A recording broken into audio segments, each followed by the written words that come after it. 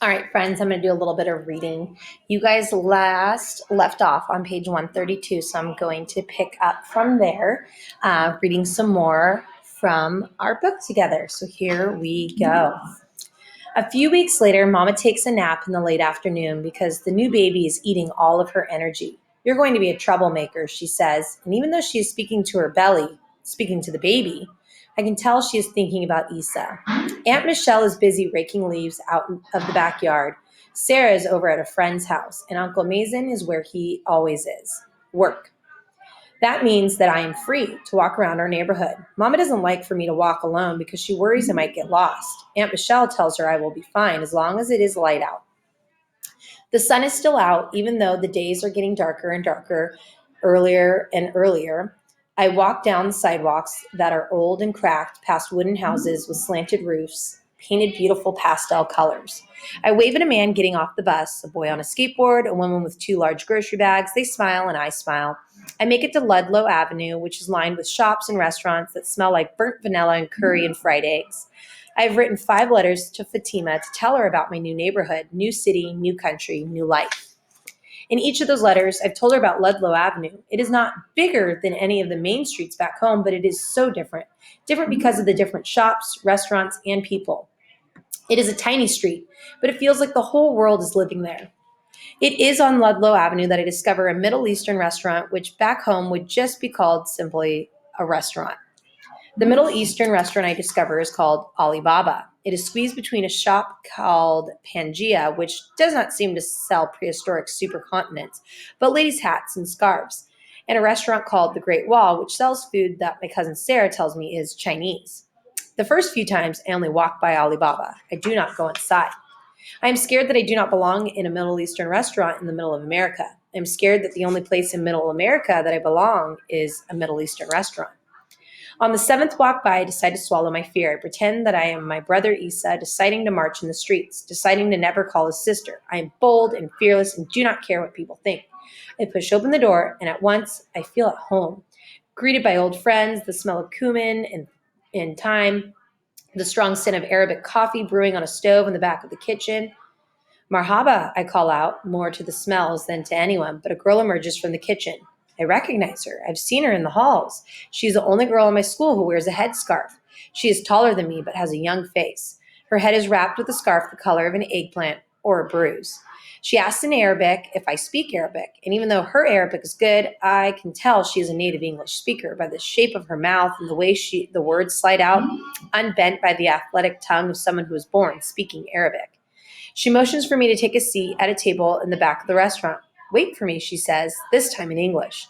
I drum on the table with my fingers in the same way I used to watch Issa do when he would take me out to the sandwich shop and we would wait for our order of falafel and hummus and extra tahini sauce. It feels like it has been a very long time, too much waiting. I am always saying to in English when I mean so. And I'm about to leave, but then the girl comes back. She has a tray full of shawarma, falafel, hummus, pickles, olives, fresh bread. My mouth waters, and then I see at the end of the tray there's a small metal teapot, and it looks exactly like the one Auntie Amal used to pour us our tea during Astronehe. My eyes water and tears spill out, and I think the girl is going to ask me what is wrong, but instead she says, I'm Layla, and I say, I'm Jude. These are the things I know about Layla. She is in 8th grade, whereas I am in grade 7. I also know that her baba, Samir, is from Lebanon, and her mama, Tasia, is also from there. They run the restaurant Alibaba together. Her mama manages the kitchen, and her baba manages everything else, which is an American phrase that I don't quite understand. Layla has never been to Lebanon, and she picks my brain for every tiny detail about the Middle East. You're so lucky you've been there, she says. I'm here now, I say. But that's lucky too, she insists, and I know she's thinking of those towns nearby mine, the ones that have been overtaken by the men with the stolen tanks, the ones where people are afraid to walk down the street. Lucky, I repeat. One of my favorite things about my new neighborhood is that the university is right nearby, so in the afternoons there are always students walking up and down the sidewalks holding coffee and talking fast. I like to sometimes pretend that Issa is one of them, carrying his backpack on only one shoulder and talking fast on his way back to his basement apartment. I spend a lot of time walking around outside, my hands tucked into the pockets of the fancy new coat that Aunt Michelle bought for me. The coat is the color of roses and lined with white fleece. It is as beautiful as it is soft. So beautiful, in fact, that when I showed it to Mama, I expected her to scoff because it came from Aunt Michelle, but even Mama couldn't deny that it is beautiful. And I feel beautiful when I wear it. Beautiful and American, gliding down Ludlow Avenue, past the students talking fast, past the shop that sells ladies' hats, all the way to visit Layla at her parents' restaurant, where I am sometimes put to work. I help scrape old food into the trash bins, but am always in return fed falafel and extra pieces of baklava that come on big trays from a bakery in Detroit. Layla and I compare notes about school. I don't see her that often in the halls because she's not in my grade, and she doesn't have to be in Mrs. Ravenswood's class because her mind does not get stuck on simple words like put and on, and to, and so, and when to use which one. I tell Layla how much I am liking school, but that I don't have any very close friends yet, not one like Fatima. And then her face falls and she says, "But you have me." I nod because I know Layla wants to be like my Fatima, and she is my good friend, but no one is like Fatima. I promised Fatima that I wouldn't forget her, and I break a lot of things, but I try not to break promises. So I go on telling Layla about the other people that I have met. Lauren, a girl in my science class with wavy hair who lets me borrow a pencil when I forget mine, and Grace from Mrs. Ravenswood's class who helps me practice converting measurements into inches. I think about mentioning the boy from my math class who always wears t-shirts with pictures of space, but I haven't exactly met him yet. I've only stared at the back of his head. Wow, Layla says. She sounds like such an American when she says wow. You really do like it here. I shrug, and she gives me a look, which I don't quite understand. It is part surprise and part waiting. It is all unknown. One night, it is raining. When I walk home from the restaurant, I wrap my beautiful coat around my shoulders, and the rain that feels almost like ice hits my nose.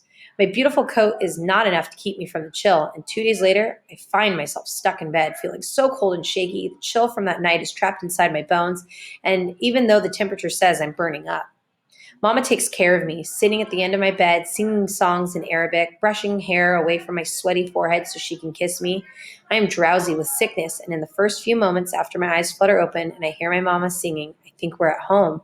My whole heart pulses with happiness. I hold my breath, waiting to see Baba, Isa, but then I hear the wood floors creak as Aunt Michelle comes in and out with medicine that tastes like sour berries and soups made of salty broths, and I know I am not back home, but here in this home.